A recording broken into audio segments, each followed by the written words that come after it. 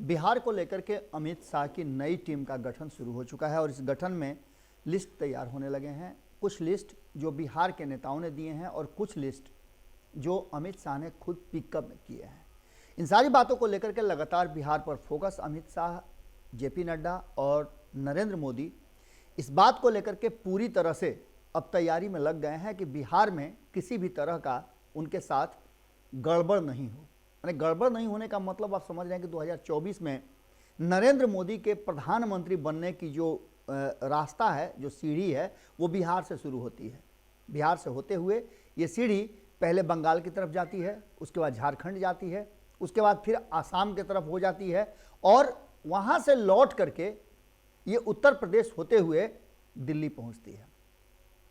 अब इन सारी बातों को लेकर के बिहार बीच में ऐसा एक राज्य हो गया है जो नीतीश कुमार और लालू प्रसाद के लंबे समय से 30-32 सालों के शासन का गवाह रहा है और लगातार यहाँ की रणनीति जो है वो वही तय करते रहे हैं, या लालू प्रसाद या फिर नीतीश कुमार। अब ऐसी स्थिति में शाह कई लोगों को ये चाहते हैं कि वो उनकी टीम का हिस्सा हो और इस टीम के हिस्सा बनाने के पीछे की रणनीति है कि नीतीश कुमार के बदले में वो जो खाली रिक्त स्थान है उसे फिल इन दी ब्लैंक्स करें। अब इन सारी बातों को लेकर के लिस्ट तैयार होने लगी है, लेकिन लिस्ट तैयार होने और लोगों को एंट्री कराने से पहले भारी बवाल मच गया है। कभी कभी आपने देखा होगा कि जब आपको किसी प्रश्न का जवाब नहीं आता है तो या तो आप पास कर देते हैं या फिर गलत जवाब देते हैं। सामने वाला आपको उसी समय बता देता है कि गलत जवाब है या फिर आप जवाब से कतरा रहे हैं। इन सारी बातों को लेकर के बिहार की राजनीति में जिस तरह से महागठबंधन के भीतर कहा यह जा रहा है कि सेंधमारी शुरू हो चुकी है, इतना ही नहीं, यह भी कहा जा रहा था कि जनता दल यूनाइटेड, राष्ट्रीय जनता दल और महागठबंधन के दलों के बीच में सेंधमारी शुरू हो चुकी है। इसके लिए बताया जा रहा था कि अमित शाह ने कई लोगों को लगाया है जो माने इंटरनल जो है वो चीज़ों को जानते हैं। इसमें लगातार नाम आ रहा था आरसीपी सिंह का, इसके साथ साथ इसमें नाम मुकेश सहनी का भी आ रहा था। इतना ही नहीं, जीतन राम मांझी का भी नाम आ रहा था और इसके साथ साथ और कई लोग हैं जो कहा जा रहा है कि नीतीश कुमार की टीम का हिस्सा हैं, लेकिन वो काम भारतीय जनता पार्टी के लिए कर रहे हैं।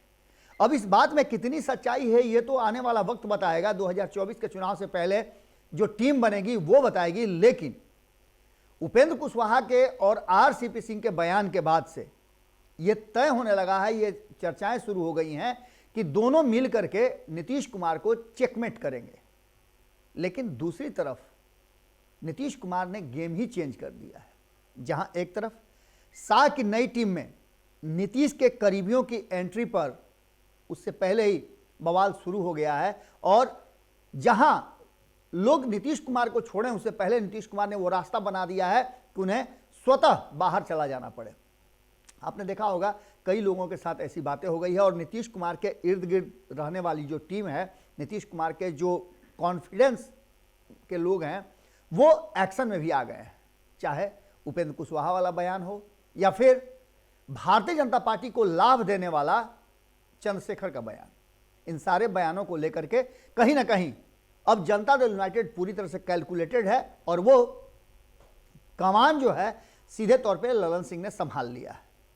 देखना दिलचस्प होगा कि इस टीम का हिस्सा कौन कौन बनता है। लेकिन जीतन राम मांझी के बयान आप सुनिए, उस बयान को सुनने के बाद आपको लगेगा कि वो नीतीश कुमार के नीतियों को लेकर के, नीतीश कुमार के वर्तमान जो स्थिति है और नीतीश कुमार के 2025 के लिए तेजस्वी यादव को मुख्यमंत्री का चेहरा घोषित करने के पीछे उनकी नाराजगी है।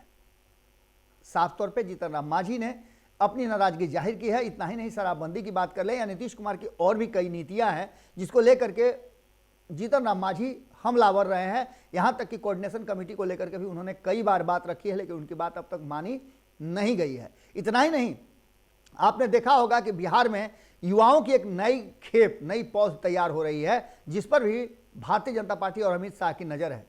तेजस्वी यादव के अलावे चिराग पासवान की बात कर लें या संतोष सुमन की बात कर लें, इसके अलावे अन्य कई नेता हैं जिन पर पूरी तरह से फोकस्ड है भारतीय जनता पार्टी और उनको मुकेश सहनी की भी बात आप कर सकते हैं, इन सारे लोगों को एक कुनबे में जोड़ करके भारतीय जनता पार्टी नीतीश कुमार और तेजस्वी यादव की जोड़ी को मात देना चाहती है। एक तरफ जहां ललन सिंह तैयारी पूरी कर रहे हैं और उन्होंने अपने हिसाब से सारा जो है वो पोस्टरिंग कर लिया है, पूरा नक्शा बना लिया है, वहीं आपको बता दें कि शाह की टीम में जाने वालों का लिस्ट पहले ही से ललन सिंह ने निकाल दिया है। इसमें कई लोगों के नाम शामिल हैं और इस चर्चा में आपको बता दें कि आरसीपी सिंह के शामिल होने की बात कही जा रही है और ये आने वाले इस जनवरी महीने के अंत तक देखने को मिल सकता है। चिराग पासवान पहले से ही हैं, इसके अलावे और कई लोगों के नाम सामने आ रहे हैं, जिसमें मुकेश सहनी भी कहा जा रहा है कि एंट्री के लिए तैयार हैं, लेकिन भारतीय जनता पार्टी ने अभी तक उनको निमंत्रण नहीं दिया है, क्योंकि दूसरा विकल्प तैयार करने की कोशिश भारतीय जनता पार्टी कर रही है। हर जो विकल्प है उसका दूसरा विकल्प तैयार करने की कोशिश में लगातार भारतीय जनता पार्टी लगी हुई है और देखना दिलचस्प होगा कि जिस तरह से नीतीश कुमार के करीबियों को भारतीय जनता पार्टी अपने खेमे में करना चाहती है उसमें कितना सफल होती है और इससे क्या फायदा और घाटा जनता दल यूनाइटेड को होता है, ये देखना बड़ा ही दिलचस्प होगा। जुड़े रहिएगा भारत लाइव के साथ। अगली खबर में जल्दी ही आपसे मुलाकात करते हैं और ये खबर बिहार की राजनीति में एक बार फिर से ट्विस्ट और टर्निंग पॉइंट लाने वाला होगा। अगर ये वीडियो पसंद आई और वह बिहार के राजनीति और बिहारियत से सरोकार रखेनी तो सब्सक्राइब बटन दबा के चैनल के सब्सक्राइब कर ली। ओजे एगो घंटी बा, ओकरा बटन दबा देला से कुल सटीक और मारक खबर रुआ मुफ्त में मिल जाई। अगर रुआ पत्रकारिता के हमनी के नया प्रयोग में सहयोग कर चाहतानी तो ज्वाइन बटन दबा दी। पेटीएम नंबर नोट कर ली 9386816700। धन्यवाद।